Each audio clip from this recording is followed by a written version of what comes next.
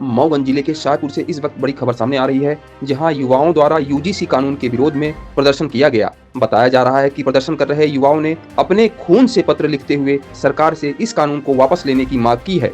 प्रदर्शन के दौरान युवाओं ने यूजीसी कानून वापस लो और मोदी सरकार के खिलाफ नारे लगाए। मौके पर बड़ी संख्या में लोग एकत्रित दिखाई दिए। मऊगंज के शाहपुर थाना क्षेत्र में करीब 3:30 बजे सवर्ण समाज के लोग इकट्ठा हुए, जहां उन्होंने यूजीसी कानून के खिलाफ प्रतीकात्मक तरीके से विरोध दर्ज कराया और आगामी चुनाव के बहिष्कार की घोषणा भी की। प्रदर्शनकारियों का कहना है कि यह कानून उनके हितों के खिलाफ है और इसे तत्काल वापस लिया जाना चाहिए।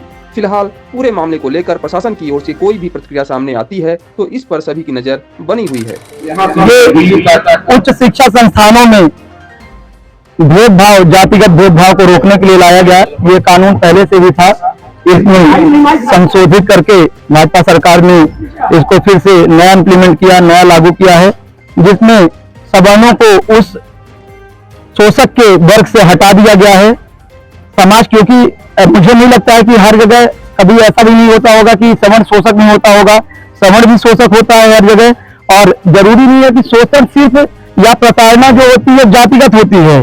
प्रताड़ना ऐसी होती है कभी कभी तिलक को लेकर, हमारे स्वरूप को लेकर, जैसे हम कभी जगह जो हमारा आप देख रहे हैं मेरा स्वरूप है, जो हम कभी स्वरूप में चले गए तो कुछ लोग उपहास करते हैं क्योंकि हमारा ये आध्यात्मिक स्वरूप है, ये हमारा धर्म के आधार का स्वरूप है, हम इसके आधार पर भी चले जाते हैं तो लोग हमें हंसी उड़ाते हैं, लेकिन हम नर्वस नहीं होते हैं। हमारे कभी कभी क्षेत्रीयता के आधार पे, आप भी हमारे बहुत सारे बंधु हैं, भाई हैं जो जानते होंगे, कहीं चले गए बोले ये वहां आए, या आपको जातिगत क्षेत्र के आधार पे आपको प्रायोरिटी किया, बघेल के आए, बघेल खंड के आए, है ना, बिहार का कहीं बिहड़ी आए, डकैत आए, और इस तरीके से जातिगत भी होती है, मैं मानता स्वीकार करता हूँ। पर ऐसा नहीं है कि वो प्रताड़नाएं, वो जो होता है शोषण सिर्फ और सिर्फ सामान्य वर्ग के साथ होता है, मैं वो मतलब ST SC के साथ होता है, वो सामान्य वर्ग के साथ भी होता है।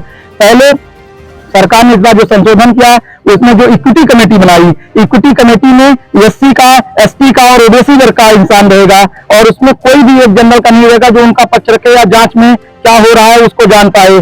शोषण के लिए हमारे खिलाफ जो हमने कोई झूठी शिकायत हमारे खिलाफ अगर किसी ने कर दी तो उसके लिए वो शिकायत में हमने उसमें क्या शिकायत की है तो हमें पता चलेगा, लेकिन किसने शिकायत की है ये हमें जानने का अधिकार नहीं है।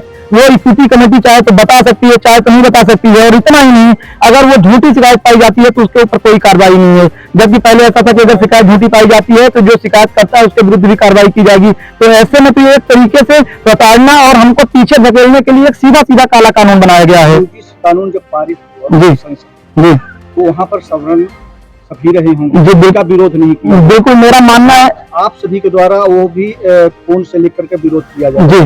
क्या मतलब है इसका? मैं ये दिखा रहा हूं सरकार को कि हम जो सवर्ण हैं, आप हमारा खून चूस रहे हो, हमने आपका समर्थन किया। इसके दो अभिप्राय हैं, एक तो हमने अपने खून में बीजेपी को बसा लिया था। संसद में सवर्ण भी सांसद रहे हैं जी, उन्होंने विरोध नहीं किया, बिल्कुल सपोर्ट किया। मैं बता रहा हूँ क्योंकि आप विरोध इसका दो उदाहरण आप समझिए। एक तो सवर्ण हमको कहते हैं कि हम जातिवादी हैं, हमको सरकारें कहती है कि हम जातिवादी हैं। मैं एक चीज स्पष्ट कर देना चाहता हूँ कि संसद में हमारे 100 से ऊपर सवर्ण सांसद हैं। लोकसभा राज्यसभा को आप मिलाएंगे तो 100 से ऊपर हैं। एक ने भी हमारा पक्ष रखने की बात सोचिए, हमारे खिलाफ हो रही अन्याय का विरोध तक नहीं किया, और उसके बाद ही सरकारें कहती है कि हम जातिवादी हैं तो सरकारें गलत कहती है, पहली चीज। और दूसरा, मैंने पत्र लिखा, उन्होंने विरोध नहीं किया, हमने उनको दिलों में बसा लिया था, और मैं उनको दिखा रहा हूँ कि इस खून के माध्यम से मैंने उनको बाहर निकाल दिया है।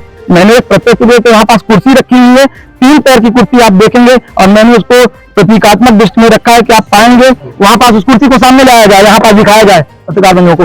ये मैंने दिखाया है कि ये हो गई, एक SC हो गई, एक ST हो गई, एक OBC हो गई, और सवर्ण समाज जो है ये बीजेपी सिस्टम के इस कंडीशन में है। बीजेपी इसको प्रतीकात्मक दृष्टि में देख ले और उसने तोड़ दिया है। और अब आप इस कुर्सी को स्टेबल करके देखिए, अगर ये खड़ी भी हो जाएगी तो आप बताइएगा। यही आज मैं बताना चाहता हूं कि आगामी समय में बीजेपी के साथ होने वाला है। अगर उसमें समय रहते चेक के हमारे हितों को ध्यान में रखते हुए इस काले कानून को वापस नहीं लिया तो अगर ये काला कानून जिसको आप कह रहे हैं तो अगर इसको वापस नहीं लेता है तो अग्रिम कार्यवाही अगर ये काला कानून वापस नहीं लिया जाता तो हम यहाँ पास कलेक्टर को, यहाँ पास SDM को ज्ञापन देंगे, भोपाल तक चढ़ाई करेंगे, और यहाँ से भी बात नहीं बनेगी तो हम दिल्ली तक सड़कों के माध्यम से दिल्ली तक जाएंगे और वहां पर अपना आंदोलन करेंगे, और आंदोलन के माध्यम से सरकार तक अपनी बात पहुंचाएंगे।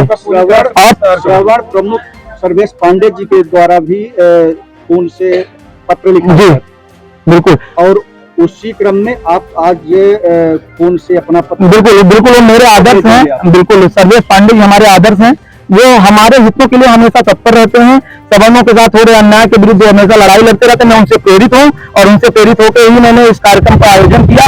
और इतना ही नहीं, इस बार हम चुनाव में अभी हमारे पास एक संकल्प पत्र, हम एक संकल्प पढ़ने वाले हैं। हमारे सारे लोग जो है वो संकल्प करेंगे और हम संकल्प करेंगे, ईश्वर की शपथ लेंगे। जैसे विधायक वगैरह अपने पदों की शपथ लेते हैं, वैसे हम शपथ लेंगे कि जब तक इस काले कानून को वापस नहीं लिया जाएगा। और हमारे अभी एक मुद्दा बता दूं, हमारे शंकराचार्य का भी बहुत इस तरीके से हमारे शंकराचार्य हमारे सनातन के प्रधान होते हैं।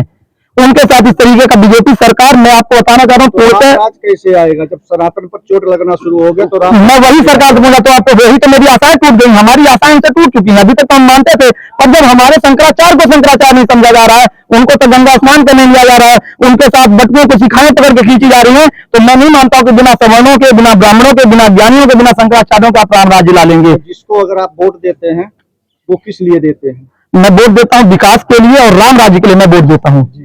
तो क्या यही विकास है? बिल्कुल विकास नहीं है। तो अब आगे क्या करेंगे? हम आगे चल के आगामी चुनावों में भाजपा को तो किसी हालत में भी वोट नहीं देंगे जब तक ये यूजीसी कानून वापस नहीं होगा। और हमारे जितने भी काले ये राजनीतिक पार्टियां, राजनीतिक, क्योंकि हमारे सवर्णों के पक्ष में किसी ने नहीं बोला।